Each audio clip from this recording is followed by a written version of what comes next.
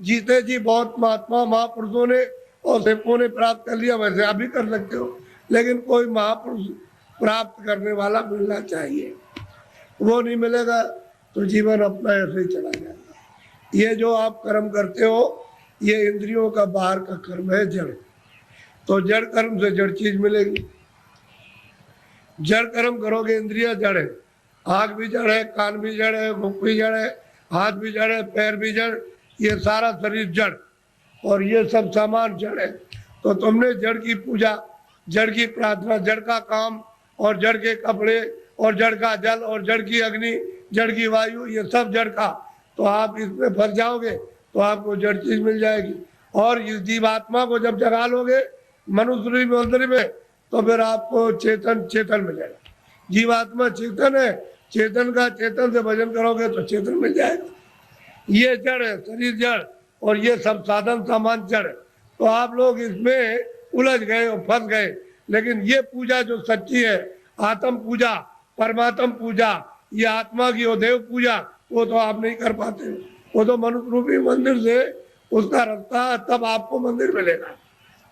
वो तो चमकता है मंदिर, वो तो रोशन मंदिर है, वहाँ तो अंधेरा होता नहीं है, वहाँ तो बिजली जलती नहीं है, सूरज निकलता नहीं है वहाँ, मतलब वहाँ रात्रि होती नहीं है, इस तरह के पाप और पुण्य नहीं।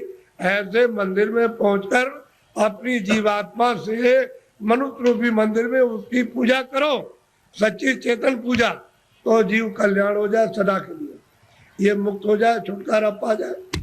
और तुम सच्ची पूजा नहीं करोगे तो इसमें फंस जाओगे, तो आपको क्या मिलने वाला?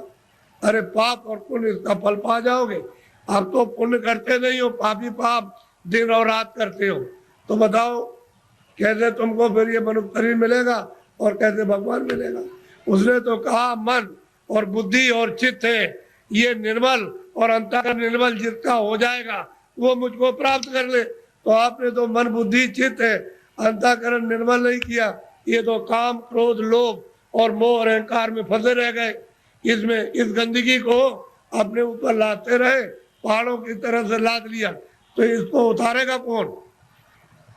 ये सारा जीवन आपका व्यर्थ जा रहा है। मनुष्य शरीर फिर नहीं मिलेगा। चार खाने बनाइए, पशु योनि, पंछी योनि, कीड़ों की योनि, थल की योनि, इसमें से निकाल के उसमें बंद कर देगा, तो कभी कुत्ते की योनि में, कभी बिल्ली की योनि में, कभी चूहे की योनि में, कभी गाय की योनि में, कभी शेर की योनि में, कभी मछली की योनि में, और कभी मगर की योनि में, कभी जीव जंतुओं में, इसमें बंद कर देगा। और अपना कर्जा जो आपने लाद लिया उसके देश में वो लेना देना पड़ेगा। ये कर्जा का देश है बच्चा, ये देश अपने घर में जाने का नहीं है। कर्जा ले और दे, कर्जा ले, कर्जा तुम ले लोगे तो मैं ब्याज के उसको चुकाना, और आप चुका नहीं सकते हो, तो कर्म कर्जा है। जो पाप पुण्य करते हो यहीं पर देना आपको, यही आपको जन्म लेना, यही मरना। इससे छुटकारा इस जीव का नहीं हो सकता। और जब जब मनुष्य शरीर मिला तब तब आपने बर्बाद कर दिया, आपकी मिला उसको भी ऐसे ही गंवाए देते हो। ये फिर शरीर मिलेगा? अब की बार हाथ से चला गया तो ये गांव आपको, ये बच्चे आपको, ये सब कुछ देखने को आपको नहीं मिलेगा। वो दूसरी योनि में कई जंगल में बंद कर देगा, वहाँ करोड़ों वर्षों तक भटकते रहो, रोते चिल्लाते रहो उस दुख और दर्द में, कौन सुनवाई करेगा? और नरकों में भेज दिया तो वहाँ कितने नाम के नरक हैं, उसमें सजाएं देगा, वहां से लौट के आ नहीं सकते हो। इस मनुष्य शरीर को सार्थक करो, किसी महात्मा की खोज करके उससे पूछो भगवान के मिलने का कौन सा रास्ता है, तो जो जानता होगा रास्ता तुमको मनुष्य शरीर में बताएगा। फिर घर में आके दिन में खेती करो, दुकान और दफ्तर का काम करो, शाम को बच्चों की सेवा करो, और 1 घंटे का समय लगाकर मनुष्य रूपी मंदिर में सच्चे भगवान का अपनी जीवात्मा से भजन, तब वो परमात्मा मिलेगा जीते जी। मरने के बाद बच्चा मिलने वाला नहीं है। तुम ये सोचते हो कि मेरे लोग पीछे के चले गए, वो स्वर्ग चले गए, उनकी कोई चिट्ठी पत्री तुम्हारे पास में आई है कि मैं स्वर्ग में पहुंच गया हूँ, और तुम यहाँ बैठे हुए हो स्वर्ग के दरवाजे पर, और तुमको भी पता नहीं स्वर्ग क्या चीज है। अरे दरवाजे पे बैठे हो, इधर मनुष्य शरीर का दरवाजा, उधर स्वर्ग का दरवाजा, और मनुष्य शरीर में बैठ करके स्वर्ग में नहीं जा सकते हो, तो मरने के बाद पहुंच जाओगे। उनकी तो कोई चिट्ठी पत्री नहीं आई कि मैं यहाँ पहुंच गया हूँ, तुम भी चले आना। तुम भी चले आओगे और न तुम जानते हो कि मेरे जाने वाले घर के कहाँ गए, उसका पता तुमको नहीं है। इसलिए मनुष्य शरीर के द्वारा अगर तुम पहुंच गए स्वर्ग में तो पहुंच गए, और ऊपर चले गए तो चले गए, और नहीं पहुंचे तो स्वर्ग जाने वाले मरने की बात नहीं हो। इसलिए खोज करो कि मनुष्य मंदिर है, ये असली मंदिर में घंटे घड़ियाल 2400 घंटे परमात्मा के बज रहे। लेकिन तुम्हारी अगर आंख बंद हो जाए, कान बंद हो जाए, तो बाहर से न तो सुनाई देगा न दिखाई देगा।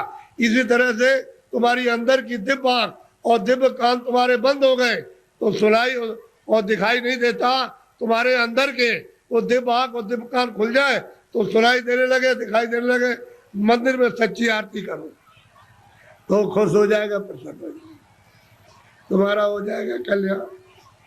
पूजा करो, प्रेम के साथ पूजा कर लो, लेकिन देवता से ये कहो कि मुझे सद्बुद्धि दो कि मनुष्य रूपी मकान में बैठकर मैं अपनी जीवात्मा को जगाऊं और दिव्य नेत्र खोल करके आपका सच्चा दर्शन करूं।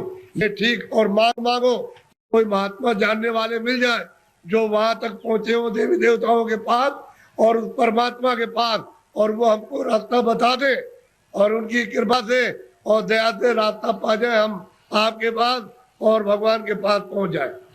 ये देवी देवताओं से, गंगा जमुना से प्रार्थना करना चाहिए।